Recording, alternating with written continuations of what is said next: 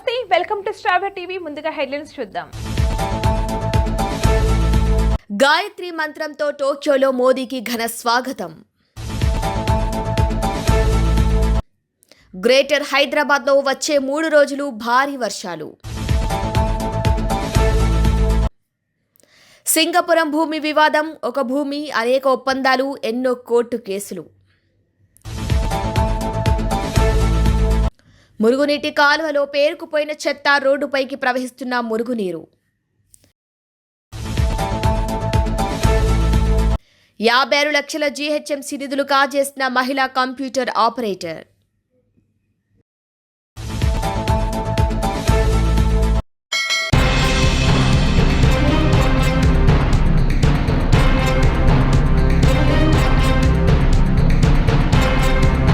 తెలంగాణలో వారం రోజుల నుండి వర్షాలు దంచుకొడుతున్నాయి. పలు జిల్లాల్లో బుధ, గురువారంలో రికార్డు స్థాయిలో వర్షం కురవడంతో లోతట్టు ప్రాంతాలు పూర్తిగా జలమయమయ్యాయి. వాగులు వంకలు పొంగి ప్రవహిస్తున్నాయి. ముఖ్యంగా కామారెడ్డి, మెదక్, నిజామాబాద్ తదితర జిల్లాల్లో కుండపోత వర్షం కారణంగా జనజీవనం స్తంభించింది. అయితే మరో 2-3 రోజులు భారీ వర్షాలు కురుస్తాయని వాతావరణ శాఖ హెచ్చరికలు జారీ చేసింది.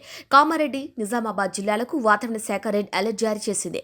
మరోవైపు గ్రేటర్ హైదరాబాద్లోనూ మోస్తరు నుంచి భారీ వర్షాలు కురుస్తాయని వాతావరణ శాఖ తెలిపింది. గ్రేటర్ హైదరాబాద్లో వచ్చే 3 రోజులు శని, ఆది, సోమవారం భారీ వర్షాలు కురిసే అవకాశం ఉందని వాతావరణ శాఖ హెచ్చరించింది. ఇప్పటికే 2 రోజులుగా ఏకధాటిగా వర్షం కురుస్తోంది. గురువారం ఉదయం నుంచి శుక్రవారం తెల్లవారుజాము వరకు పలు ప్రాంతాల్లో భారీ వర్షం పడగా మరికొన్ని ప్రాంతాల్లో మోస్తారు వర్షం కురిసింది. శుక్రవారం ఉదయం కూడా పలు ప్రాంతాల్లో వర్షం పడింది. అయితే సోమవారం వరకు భారీ వర్షాలు పడే అవకాశం ఉన్న నేపథ్యంలో ప్రజలు అప్రమత్తంగా ఉండాలని వాతావరణ శాఖ సూచించింది. బుధ, గురువారాల్లో కురిసిన వర్షాల కారణంగా గ్రేటర్ హైదరాబాద్ పరిధిలోని పలు లోతట్టు ప్రాంతాల్లోకి వర్షపు నీరు చేరింది. అయితే వర్షాల నేపథ్యంలో జీహెచ్ఎంసీ అధికారులు అప్రమత్తమయ్యారు. లోతట్టు ప్రాంతాల్లో ప్రజలకు ఇబ్బందులు తలెత్తకుండా చర్యలు చేపట్టారు. వాటర్ లాగింగ్ ప్రాంతాల్లో సిబ్బందిని నియమించి డ్రైనేజీ, వరద ప్రమాదాల నివారణ చర్యలు తీసుకుంటున్నట్లు అధికారులు తెలిపారు. ఇక నగరంలోని ఉస్మాన్ సాగర్, హిమాయత్ సాగర్ కు ఎగువ ప్రాంతాల నుంచి భారీగా వరద నీరు చేరుతోంది. ఇక క్యాచ్మెంట్ ప్రాంతాల్లో భారీ వర్షాల కారణంగా వాటర్ బోర్డు అధికారులు అప్రమత్తత అయ్యారు. ఇక గేట్లను ఎత్తి మూసిలోకి నీటిని విడుదల చేస్తున్నారు. ఉస్మాన్ సాగర్, గండిపేట జలాశయం పూర్తి స్థాయి నీటి మట్టం 1790 అడుగులు కాగా ప్రస్తుత నీటి మట్టం 1789.95 అడుగులకు చేరింది. ఇక జలాశయానికి గురువారం సాయంత్రానికి 900 క్యూసెక్ల నీరు చేరుతుండగా 8 గేట్లు ఎత్తి 2704 క్యూసెక్లను మూసిలోకి వదులుతున్నారు.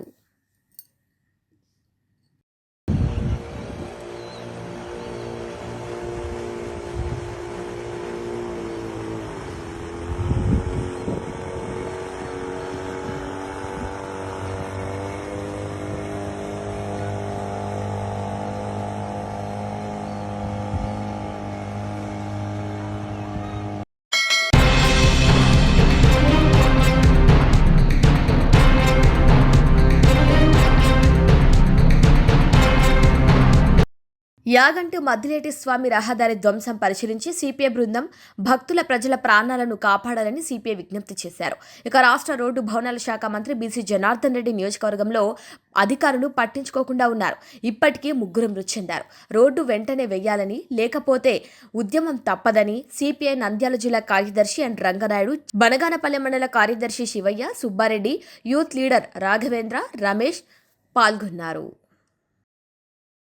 నియోజకవర్గం, డోన్ నియోజకవర్గం ప్రధానంగా 2 ప్రముఖమైనటువంటి పుణ్యక్షేత్రాలు యాగంటి ఉమామహేశ్వర స్వామి, లక్ష్మీ గణమద్దిలేటి స్వామి 2 దేవాలయాలకు ప్రధాన రహదారి. దీంతోపాటు కటకవాణికుంట, పత్యనగరం, అంబాపురం గ్రామాలకి ఇది ప్రధాన రహదారి. అయితే చాలా ఘాట్ రోడ్లో ప్రమాద మలుపులు ఉన్నటువంటి ప్రాంతంలో ఇక్కడ పడిపోయి చాలా రోజులు అవుతా ఉంది. బనగానపల్లె నియోజకవర్గానికి సంబంధించి రాష్ట్ర రోడ్డు భవనాల శాఖ మంత్రి గౌరవనీయులు బీసీ జనార్దన్ రెడ్డి గారికి మేము సిపిఐగా విజ్ఞప్తి చేస్తూ ఉన్నాం. ఇప్పటికే 2-3 చనిపోవడం జరిగింది ఈ ప్రమాదంలో. వెంటనే దీన్ని తక్షణమే ఇమీడియట్గా దీన్ని మరమ్మతులు చేయించి రోడ్డు వెడల్పు చేయాలని చెప్పేసి సిపిఐ పార్టీగా మిమ్మల్ని కోరుతూ ఉన్నాం. ఇది చాలా ప్రమాదమైనటువంటి సంఘటన. అందుకోసమే అక్కడి నుంచే మీ దృష్టికి రావడం కోసం ఈ సమస్యని ఖచ్చితంగా పరిష్కారం చేయాల్సింది. రోజు ఈ శనివారం అయ్యేటప్పటికల్లా ప్రధానంగా వేలాది మంది భక్తులు లక్ష్మీనరసింహస్వామి, మద్దిలేటి స్వామికి పోయేటువంటి వాళ్ళకి వచ్చిపోయే వాళ్ళ భక్తులు కూడా చాలా ప్రమాదానికి కింద పడే గాయాలు పడైనారు. అదేవిధంగా ప్రముఖంగా ఈరోజు ఉమామహేశ్వర స్వామికి మద్దిలేరు స్వామికి పోయే భక్తులకు కూడా ప్రధానమైన రహదారి ఇది. అదేవిధంగా కట్టికవానికుంట, అంబాపురం, బేదంచెర్ల, రంగాపురం, అదేవిధంగా ఇక్కడ మీరాపురం, ఇక్కడ ప్రధాన రహదారి కూడా ఇదే. కాబట్టి ఈ రోడ్డు వెడల్పు కార్యక్రమాన్ని చేసి ఈ ఏదైతే రోడ్డు పోయిందో దాని వెంటనే తక్షణమే మరమ్మతులు చేయించి ప్రజల ప్రాణాలు కాపాడాలని చెప్పేసి సిబిఐగా మేము విజ్ఞప్తి చేస్తూ ఉన్నాం. ఒకవేళ మీరు స్పందించి చేస్తే ప్రజలందరూ కూడా మిమ్మల్ని హర్షిస్తారు. లేని పక్షంలో భవిష్యత్తులో కూడా మిమ్మల్ని కలిసిన తర్వాత దీన్ని పరిష్కారం చేయకపోతే ప్రభుత్వం దృష్టి తీసుకుపోయేదానికి పెద్ద ఎత్తున కూడా ఆందోళనకు సిద్ధమవుతామని చెప్పేసి తెలియజేస్తా ఉన్నాం.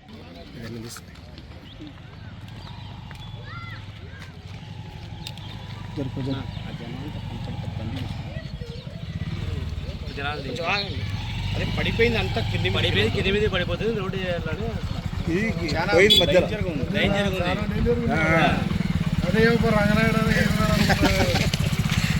ఎక్కడ సభ చుట్టూ రావాల్సిందే.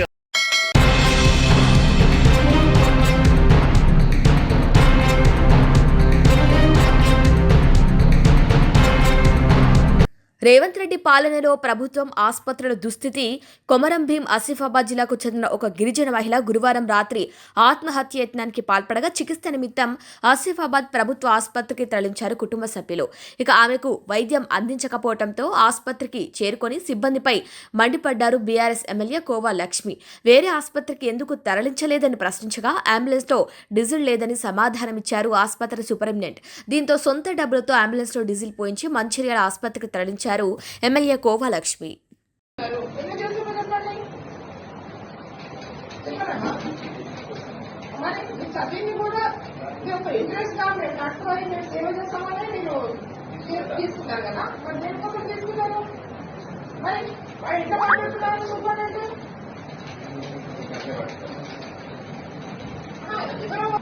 రోజు 10 మంది చెప్తారు మేడం అంటారు, చెప్తారు ఎమ్మెల్యే కాబట్టి చెప్తారు. ఎందుకు చెప్తారు? ఈ పేరు రోజు 10 మంది చెప్తారు. పార్టీ వాహనం కోసం అంటే ఇంకా మన చేరువాయాలు జరుగుతుంది. అయితే అక్కడ ఆయన అడుగు తీసుకున్నాడు.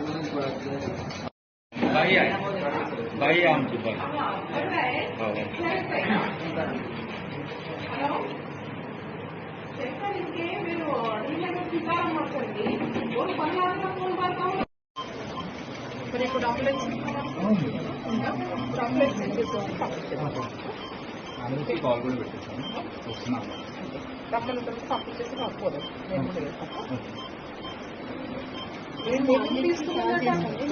చేసాం వాళ్ళు.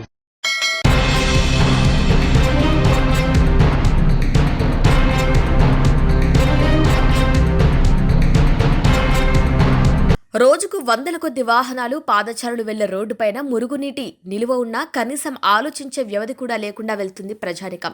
ఇక సమస్య పరిష్కారం గురించి ఆలోచించే వ్యవధి లేదు అంటూ తన పనుల నిమిత్తం మురుగునీటిలోనే వాహనాలు నడుచుకుంటూ వెళ్తున్నారు పాదచారులు. ఇక శ్రీనాథపురం కాలనీ కొత్తపల్లికి వెళ్లే మార్గం గోరిల తోపు పక్కన ప్రతిరోజు ఈ రోడ్లో కొన్ని వందల మంది ప్రభుత్వ ఉద్యోగులు, పాఠశాలల విద్యార్థులు, వ్యాపారస్తులు, గ్రామీణ ప్రజలు, సాధారణ ప్రజానికం ప్రయాణం చేస్తుంటారు. అయినా మురుగు కాలువ నుండి చెత్త నిండిపోయి నీరు రోడ్డుపైకి వచ్చి మడుగులాగా నిలిచిపోయినా నాకేంటి, నా పనులు జరిగితే చాలు అన్నట్టు, నా దారి రహదారి అన్నట్లుంది ప్రజానిక మనస్తత్వం. ఎన్నిసార్లు పంచాయతీ అధికారులకు శ్రీనాథపురం కాలనీలో మురుగునీటి కాలువ పరిస్థితులు విన్నవించినా తాత్కాలికంగా పనిచేసి తూతు మంత్రంగా వదిలేస్తున్నారే తప్ప శాశ్వత పరిష్కారం చూపే సమయం లేనట్లుంది. సంబంధిత అధికారులకు ఏది ఏమైనా చిన్న చినుకులు పడ్డా మురుగునీటి కాలువలోకి నీళ్లు రోడ్డుపైకి వచ్చేసి మడుగులవుతున్నాయి. ఈ మురికినీటి కాలువకు పరిష్కారం లేదా అని మనసులో తలుచుకుంటూ పాదచారులు, వాహనదారులు వెళ్తుంటారు తప్ప జవాబుదారితనం కనబరచరు. ఏదైతేనేం మనకి మురుగునీటి బురదలో నడుచుకున్నామా, వాహనాలు బురద నీటిలోకి వెళ్ళామా, ఏదైతేనేం మనం మురుగునీటి బురదలో నడుచుకున్నామా, వాహనాలు బురద నీటిలో వెళ్ళామా, అంతకు తప్ప వేరే ఆలోచన లేదు అన్నట్లుంది ఇక్కడ పరిస్థితి. ఇక త్వరలో పీలేరు మేజర్ గ్రామ పంచాయతీ మున్సిపాలిటీ కానున్న తరుణంలో ఈ చిన్న చిన్న మురుగునీటి కాలువ పరిస్థితులను చక్కదిద్దితే పరిశుభ్రత, పచ్చదనం, రోగాల బారిన పడకుండా ఉండేందుకు వీలుంటుందని అభిప్రాయపడుతున్నారు కాలనీ వాసులు.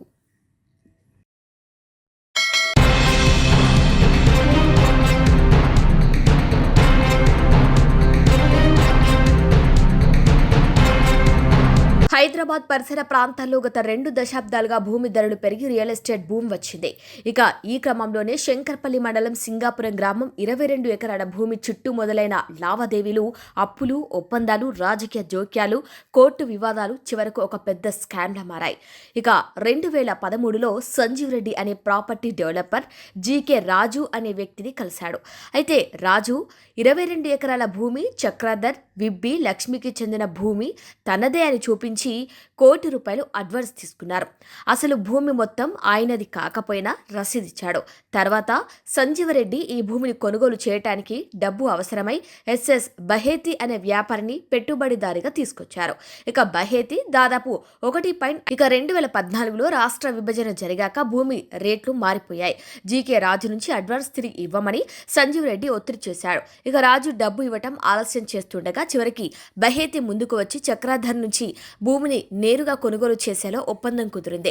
ఇక దీనికోసం క్రెస్కో హౌసింగ్ ప్రాజెక్ట్స్ అనే భాగస్వామ్యం సంస్థను బహేతి, అనిల్ కుమార్, నరసింహారావు కలిసి ప్రారంభించారు. మళ్ళీ మేము చెప్తాం, అయ్యా మీకున్న 22 ఎకరాల 31 గుంటలు కాదు, అందులో దరిదాపులు 1 ఎకరం డాక్యుమెంట్ డబుల్ రిజిస్ట్రేషన్ అయింది, ఆల్రెడీ సోల్డ్ అవుట్, దాన్ని మళ్ళీ మీకు అమ్మినట్టున్నారు, మీరు డబల్ మోసపోయినట్టున్నారు, మరి అది మీకు చెందదండి అని చెప్పేసి, సరే అది చెందని కాడికి మనం లెక్కలు చూసుకుందాంలే అని చెప్పి వాళ్ళు అనుకుని, దయచేసి మా ఫాదర్ని ఇన్వాల్వ్ చేయొద్దు, దయచేసి మమ్మల్ని దయచేసి మీరు చూసుకోవాలి, get in to our shoes అంటే ఏం చేయాలి? ఇప్పుడు ఏం లేదు, అన్ని మనం రెగ్యులరైజ్ చేద్దాం. ఎట్లా చేద్దాము? శ్యామ్ గారి పైసలు శ్యామ్కి ఇచ్చేద్దాం, ఇచ్చేయండి. సో శ్యామ్ గారి పైసలు శ్యామ్కి ఇచ్చేస్తారు, ఒప్పందం చేసుకుని ఆయన కదా, ఆయన పైసలు ఆయనకి ఇచ్చేస్తారు. ఇచ్చేసి ఏం చేస్తారు? వ్యవస్థలంతా మీరు ఇంతవరకు మాట్లాడింది కాబట్టి ఇవన్నీ నాకు అర్థమైంది కాబట్టి మీకు ఒక వ్యవస్థ ఉంది కదా, క్రెస్కో హౌసింగ్ ప్రాజెక్ట్ మీద మేము మీకు డెవలప్మెంట్కి ఇస్తామని రాస్తారు. వాళ్ళకు పెద్ద ఒక 10 పేజీల వాళ్ళొక సూత్రీకరణ, ఇట్లుండాలి వాళ్ళు, లేదు కాదు సార్ మాకు అనుకూలం కాదని మేము ఎక్కడి వరకు కూర్చొని ఉంటాము? 16 కోట్లకే మాకు ఇబ్బంది. అది ఏదైతే 14 ఎకరాలు మా చేతికి రాదు కాబట్టి తెలుసు, ఈ 16 కోట్లు అనేది రాదు, ఈ 16 కోట్లను మేము ఒప్పుకోవడం అనేది రాదు. కాబట్టి ఈ 16 కోట్ల ఈ 14 ఎకరాల సమస్య ఒడిస్తేనే ఈ 16 కోట్ల మీనింగ్ ఉన్నది. కానీ నువ్వు డెవలప్మెంట్ చేయమన్నావు కాబట్టి టైం పడుతుంది ప్రాబ్లం సాల్వ్ చేయడానికి. ఈ సాల్వ్ అయ్యే టైం కల్లా ఏం కావాలంటే, సరే టైం మీకు ఇస్తాము, ప్రాబ్లం మీరు సాల్వ్ చేయండి. ఓవరాల్గా ఏంటంటే ఓవర్ పీరియడ్ ఆఫ్ 4 years, ఒక 4 ఏళ్ల వ్యవస్థలో ఈ మొత్తం అన్నింటినీ కలిపేసి ఒక 20 కోట్లకు మనం ఒప్పందం చేసుకుందామని మాట. ఆ 20 కోట్లు ఎట్టు వచ్చింది ఫిగరు? వాళ్ళు ఏమంటారు? ఎకరానికి 3 ఇల్లు అని అంటారు. ఎన్ని ఎకరాలు ఉన్నాయి? 22 ఎకరాలు. 22 ఎకరాలకు వాళ్ళకి ఎన్ని ఇళ్ళు వస్తాయి? 66 ఇళ్ళు వస్తాయి. మనం ఇచ్చిన అంతకుముందు ఇచ్చిన ఈ ఏం చేయాలి? ఈ ఇందా వాళ్ళు కూడా చెప్పిన ₹1 కోటి ఏం చేయాలి? ఇది అడ్జస్ట్ చేస్తారు. ఒక 4 ఇండ్లకి అడ్జస్ట్ చేసి ఒక 62 ఇండ్లకి ఒప్పందం చేసుకొని 31 ఇండ్లు ఫస్ట్ ఫేజ్ లో చేయండి. సెకండ్ ఫేజ్ లో మీరు ఏదైతే ఇది ఒడిచిపోతుందో ఈ 14 ఎకరాల ప్రాబ్లం సాల్వ్ అవుతుందో ఆనాడు దాన్ని కూడా పూర్తి చేసి క్లోజ్ చేయండి. అయితే ఇల్లు మేమేం చేసుకుంటాం? ఆస్తులనే అమ్ముకోవడం అనుకుంటాం, మా ఇల్లు ఏం చేసుకుంటాం? ఇళ్ళ బదులు 30 కావాలి అని వెరీ క్లియర్గా డీజీపీలో రాస్తారు. That you should purchase, the landlords will sell to క్రెస్కో అని ఎవరు రాస్తారండి? ఇద్దరం అనుకున్నది రాసుకుంటాం. మేము చెప్తారు, మీరు చెప్తారు, మీరు చెప్పింది మేము వింటాము, ఒక ఒప్పందానికి వస్తాం. అది రిజిస్టర్డ్ డాక్యుమెంట్ రాసి ఉంటుంది. ఏమని? క్రెస్కోనే కొనాలి, క్రెస్కో తప్పితే వేరే కొనడానికి లేదు, క్రెస్కో తప్పితే వేరే అమ్మము మేము అని రాసిస్తారు. సరే మనకి అనుకూలంగా ఉన్నది కదా, సరే ఏం చేద్దాం? మనము ఇళ్ళని మనం కట్టి రేపొద్దున అమ్మి ఆ పైసలు అలా కడదాం. ఇది మన ఆలోచన, ఇది గొల్ల లెక్క. సరే తీయ అని చెప్పి ఒక చిన్న బ్లైండ్ లెక్క, back of the envelope calculation, ఈ లెక్క పెట్టుకొని మనం వెళ్ళిపోతాం. ముందరికి వెళ్ళిపోయి ఆ పనుల మీద పడిపోయి వెంటనే మనం కంటెస్ట్ చేసి ఈ జాయింట్ కలెక్టర్కి సుప్రీంకోర్టు దాకా పోయి మ్యాటర్ తీసుకుపోయి హైకోర్టులో రిట్ పిటిషన్లు వేసుకొని జాయింట్ కలెక్టర్ మీద ఆర్డర్ తీసుకొచ్చి కన్వర్షన్ చేయించుకుంటాం. ఆ కన్వర్షన్ చేయించుకున్న దాని మీద అప్లికేషన్ పెట్టుకుంటాం పర్మిషన్. 31 ఇల్లు కట్టాలో వాళ్ళ వంతు కట్టిన ఇల్లు కూడా ఉన్నాయి అందులో. ఆ 19 అందులో లెక్క ఉన్నది. ప్రతి 2 ఇళ్ళకి ఒక ఇల్లు నేను కట్టాలని ఉన్నది. నేను ప్రతి 2 ఇళ్ళకి ఒక ఇల్లు కట్టినా. నేనే కొనాలన్నారు, నేనే అమ్మాలన్నారు, కాబట్టి నేనే కొన్నా, నేనే అమ్ముతున్నా. అందులో వాళ్ళ వంతుకు 19 మంది ఉన్నారు, నా వంతుకు ఎంతమంది ఉన్నారు? ఈరోజు 44. కానీ నేను వ్యాపారం మొదలుపెట్టినప్పుడు 2017లో నాకు అప్రూవల్ వచ్చినప్పుడు బ్యాంక్ కూడా ఒప్పుకున్నప్పుడు ఎంతమంది ఉన్నారు నా దగ్గర లెక్కలేక? 27 మంది. అయితే తర్వాత వచ్చినటువంటి 30 కానీ 40 మంది కానీ ఎవరు ఈ 30 మంది 40 మంది? అందరు కొత్త వాళ్ళు, అందరూ తెలుసు రాజుగారు చనిపోయిందని, బ్యాంకు లోన్లు రావని తెలిసి సరే మేము సొంతంగా డబ్బులు పెట్టుకుంటామని వచ్చిన వాళ్ళే. ఎవడు ఎప్పటి నుంచో మేము 2015 నుంచి ఉన్నాము, 2013 నుంచి ఉన్నాను కాదు. నాకు 2017 రికార్డులు తీసి మీరు అడిగితే ఎంతమంది 2017లో వచ్చినని అడిగితే ఒక 30 మంది వచ్చి ఉంటారు అప్పటికి నా వంతుకి. ఇది లెక్క. తర్వాత ఆయన చనిపోయాడు. చనిపోతే ఏమవుతుందండి? ఎవరు బాధ్యత అండి ధృవీకరించవలసింది? ఇప్పుడు ఒక మనిషి చనిపోతాడండి, నేను పోతా. నేను పోయిన తర్వాత నాకు వారసులు ఎవరైతారండి? నా 2 కొడుకులు అవుతారు. బ్యాంక్ ఆ మాట చెప్తే ఊరుకుంటుందా అండి? ఏమడుతుంది? ధృవీకరణ పత్రం అడుగుతుంది. వారసత్వ ధృవీకరణ పత్రమే. ఎందుకు అడుగుతుందండి? జనరల్ గా తెలంగాణలో జరిగినటువంటి ప్రాపర్టీస్ లో ఎవరో ఒకళ్ళు వచ్చేసి మేము పలానా ఇది పలానాది దాయాదులం అవుతాం, పలానా ఇది 2వ భార్య పిల్లలు 3వ భార్య ఇట్లా తలకాయ నొప్పులు ఎన్నో చూసినాం మనం. కాబట్టి ప్రభుత్వం కానీ ఏదైనా బ్యాంకులు కానీ ఏమంటాయి ఈరోజు? అయ్యా మీరు ఓన్లీ ధృవీకరణ పత్రం తీసుకురండి, వారసత్వ ధృవీకరణ పత్రము, లీగల్ హెయిర్ సర్టిఫికేట్ తీసుకురండి, తీసుకొస్తే మేము డిస్బర్స్ చేస్తాము. ఈ రోజు వరకు లీగల్ హెయిర్ సర్టిఫికేట్ లేదు వాళ్ళ దగ్గర నుంచి. ఈ రోజు వరకు నేను ఫ్యామిలీ సర్టిఫికేట్ పట్టుకొని తిరుగుతున్నా. ఏమని? అరే సరే వాళ్ళిద్దరు కొడుకులు మనతో మాట్లాడు, వాళ్ళిద్దరు వారసులు. ఆ వారసులకు విల్లు లేదు, వారసత్వ ధృవీకరణ పత్రం ఉండదు, ఈ 107 కేసు తీయరు, ఒడవదు, ఏ పంచాయతీ ఉండదు, తెగదు. మేము మాత్రం కంటిన్యూ చేసుకుంటూ పోవాలి పనులు.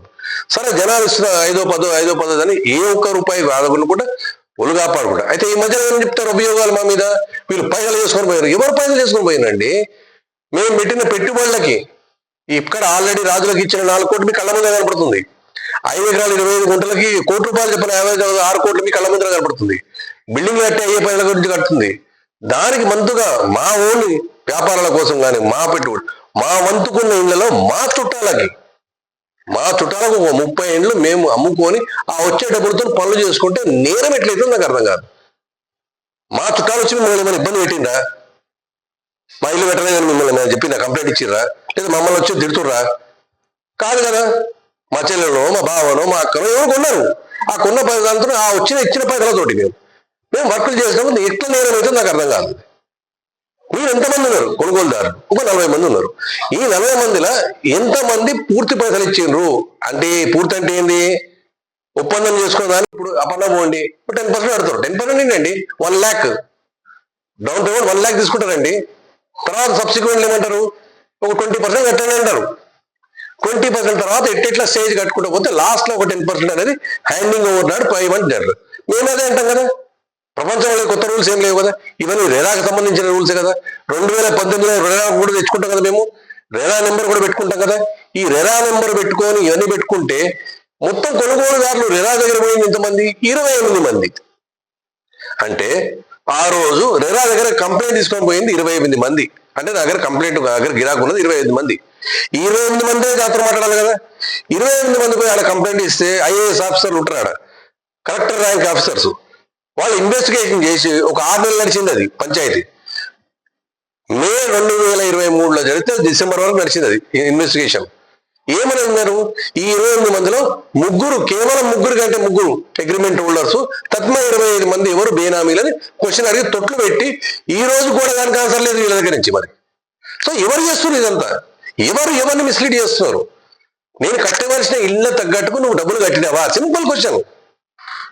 నేను కట్టిన దానికి నువ్వు గడ్డకు ఇల్లు కట్టినావా? నేను 10 రూపాయలు పని చేసిన, 10 రూపాయలు ఇచ్చినావా? మన ఇద్దరి మధ్య ఒప్పందం 100 రూపాయలకి అయిందబ్బా. 100 రూపాయలు నేను 80 పైసల పని చేసిన, నువ్వు 80 రూపాయలు ఇచ్చినావా? నాకు 80 రూపాయలకి ఇచ్చి చెప్పులుసుకోవట్న్నాను ఎందుకు కట్టలేదని. అంతేగాని 10 రూపాయలు ఇస్తే ఒక పెద్ద మనిషి ఇందాక ఏదో బాధపడుకుంటే చెప్పుకుంటూ పోతున్నాడు. 10 లక్షలు ఇచ్చిండండి ఆయన ఇల్లు మొత్తం కలిపేస్తే ఈ రోజు అదే బ్యాంకు, ఏ బ్యాంక్ అయితే మనకు ఆ రోజుల్లో లోన్ ఇస్తామన్నది 27-30 లక్షలు ఇస్తున్న బ్యాంకు ఈ మధ్యన ఎవరైతే మా చుట్టాలు ఎవరో ఉన్నారన్న కదా, రిజిస్టర్ చేసుకున్నారన్న కదా, వాళ్ళు మళ్ళీ అమ్ముకుందామని చెప్పి పోయి బ్యాంకు పోయి అప్లై చేస్తే 85 lakhs is the valuation given by the bank. ఈ రోజు అది బ్యాంక్ ఇస్తున్న వాల్యుయేషన్. నేను అంటున్న మాట కాదు. నేను 85 లక్షలు అడుగుతున్నా మిమ్మల్ని అనాలి కదా. అరే మార్కెట్లో 85 లక్షల ₹1 కోటి విలువ ఉన్న వస్తువు ఇది. వీళ్ళు అప్పటికీ ఒప్పందం ప్రకారం చేసుకుంటూ పోతున్నారు. ఒప్పందంలో ఒక దశగా తీసుకొచ్చారు.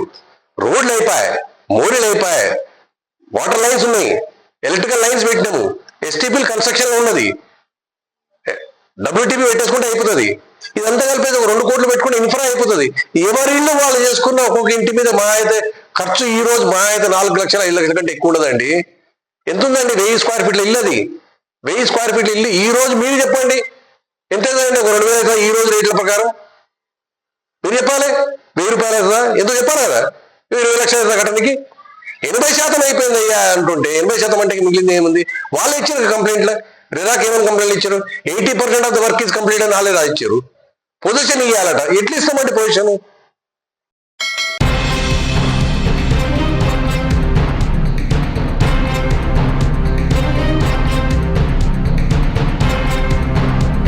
రేవంత్ రెడ్డి బావమరిది షోదా కన్స్ట్రక్షన్స్ పై ఫిర్యాదు చేయడానికి ఢిల్లీ ఈడీ కేంద్ర కార్యాలయంకు వెళ్లారు బీఆర్ఎస్ నాయకుడు క్రిషాంక్. కేవలం 7 లక్షల ఆర్థిక లావాదేవీలు ఉన్న రేవంత్ రెడ్డి బావమరిది షోదా కన్స్ట్రక్షన్స్ కు అమృత్ టెండర్లు, Singareni mining contract, Dindi irrigation contract ఇవ్వడంపై విచారణ చేపట్టాలని ఫిర్యాదులో పేర్కొన్నారు మన్య క్రిషాంక్. ఇక గతంలో రేవంత్ రెడ్డి పీసీసీ ప్రెసిడెంట్ గా ఉన్నప్పుడు ఏ కంపెనీ పేరుపై ఉన్న కారు వాడాడో ఇప్పుడు అదే కేఎల్ఎస్ఆర్ ఇన్ఫ్రాటెక్ కంపెనీకి కాంగ్రెస్ ప్రభుత్వం 650 కోట్ల విలువ గల 3 కాంట్రాక్టులు ఇవ్వడం చట్ట వ్యతిరేకం. ఇటీవలే ఒక సంచలన కేసులో ఒత్తిడి పెడుతున్నారని తప్పుకున్న జడ్జి విషయంలో కేఎల్ఎస్ఆర్ ఇన్ఫ్రాటెక్ మరియు సీఎం రేవంత్ సంబంధంపై విచారణ జరపాలని కూడా ఫిర్యాదు చేశారు. కేవలం 2022 సంవత్సరంలో 7 లక్షల ఫైనాన్షియల్స్ యాన్యువల్ ఇన్కమ్ ఉన్న షోదా కన్స్ట్రక్షన్స్ కు తెలంగాణ రాష్ట్రంలో కాంగ్రెస్ ప్రభుత్వం వచ్చిన తర్వాత ఇవాళకి 3 కాంట్రాక్టులు, అమృత్ టెండర్ 1137 కోట్ల కాంట్రాక్టు, సింగరేణిది సుమారు 150 కోట్ల మైనింగ్ కాంట్రాక్టు, ఆ తర్వాత దిండి లిఫ్ట్ ఇరిగేషన్ 365 కోట్ల కాంట్రాక్టు కేవలం 7 లక్షల ఫైనాన్షియల్స్ ఉన్న కంపెనీకి మాత్రం అంత పెద్ద కాంట్రాక్ట్లు ఎందుకు వచ్చినాయంటే అది సీఎం రేవంత్ బావమర్ది కంపెనీ కాబట్టి షోదా కన్స్ట్రక్షన్స్. దాని మీద ఈ రోజు ఈడీకి ఫిర్యాదు చేయడం జరిగింది. గతంలో కూడా బీఆర్ఎస్ వర్కింగ్ ప్రెసిడెంట్ కేటీఆర్ గారు కేంద్ర మంత్రికి దీని మీద ఫిర్యాదు చేసిండ్రు. కానీ ఇవాళకి కూడా మరి కేంద్రంలో ఉన్న బీజేపీ ఎందుకు విచారణ చేపడతలేదని, కేవలం ఇది ఒకటే కాదు, కేఎల్ఎస్ఆర్ ఇన్ఫ్రాటెక్ అనే సంస్థ గతంలో రేవంత్ గారు పీసీసీ ప్రెసిడెంట్ గా కాంగ్రెస్ ఎంపీగా ఉన్నప్పుడు ఏ కారు అయితే ఉపయోగించుకున్నారో అది కేఎల్ఎస్ఆర్ ఇన్ఫ్రాటెక్ సంబంధించిన కారు. ఆ కారు కంపెనీ పేరు మీద రిజిస్టర్ అయి ఉన్నది. ఇవాళ ఆ కంపెనీకి కూడా 3 కాంట్రాక్టులు కట్టబెట్టడం జరిగింది. అంతేకాకుండా ఇటీవలే ఒక జడ్జి గారిని మరి ప్రెషర్ పెట్టి తను ఫేవరబుల్ గా ఆర్డర్ ఇవ్వాలని ఒక సీనియర్ జడ్జి పెట్టినని జడ్జి ఎన్సీఎల్ఏటీలో శరత్ కుమార్ శర్మ గారు చెప్పడం జరిగింది. దానికి సంబంధించిన కేసు కూడా ఇదే కేఎల్ఎస్ఆర్ ఇన్ఫ్రాటెక్. మరి ఈ కేఎల్ఎస్ఆర్ ఇన్ఫ్రాటెక్ కి రేవంత్ గారికి ఏం సంబంధం ఉన్నది? వాటి ఫైనాన్షియల్స్ మీద, వీళ్లకు వస్తున్న కాంట్రాక్ట్ల మీద విచారణ చేపట్టాలని ఇవాళ ఆధారాలతో సహా ఇక్కడ ఢిల్లీలో ఉన్న ఈడీ ఆఫీసులో ఫిర్యాదు చేయడం జరిగింది.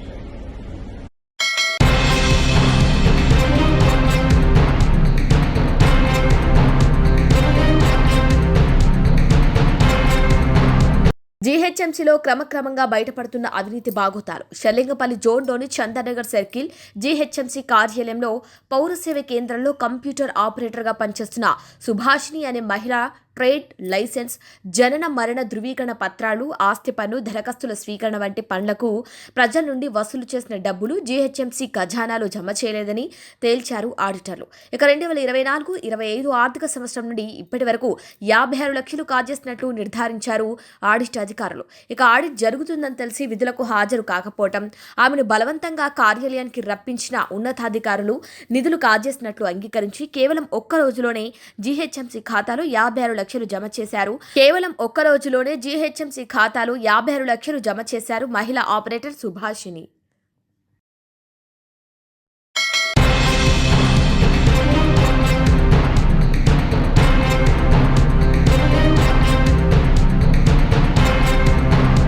జపాన్ పర్యటనలో భాగంగా ప్రధాని నరేంద్ర మోదీ గురువారం టోక్యో చేరుకున్నారు. అక్కడ ఆయనకు గాయత్రి మంత్రంలో జపానీస్ పౌరులు ఘన స్వాగతం పలికారు.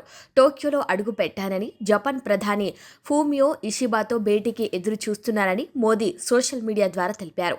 ఈ పర్యటనలో ఆయన 15వ భారత్ జపాన్ వార్షిక శిఖరాగ్ర సదస్సులో పాల్గొననున్నారు. ఏఐ, సెమీ కండక్టర్లు, పెట్టుబడులు, ఆర్థిక సహకారం ప్రధాన ఎజెండాగా ఉండనున్నాయి.